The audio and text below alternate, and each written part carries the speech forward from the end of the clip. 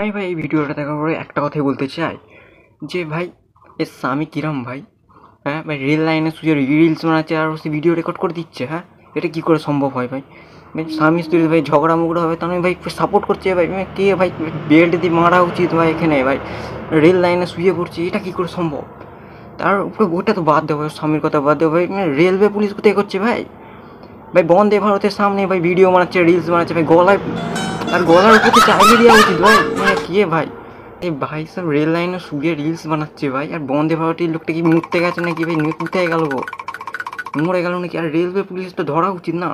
আমি বাপ রে বাপ, এত মোটিভেশনও ভাই ভাই হওয়া উচিত নয় ভাই। এক্ষুনি ভাই উড়ে যাবে, তখন তো দোষ কাকে দেবে ভাই? ওর স্বামীকে দেবে না রেলওয়ে ড্রাইভারটাকে দেবে, নাকি মাথা পাগলা মহিলাটাকে দেবে? ভাই কমেন্টে বলো ভাই।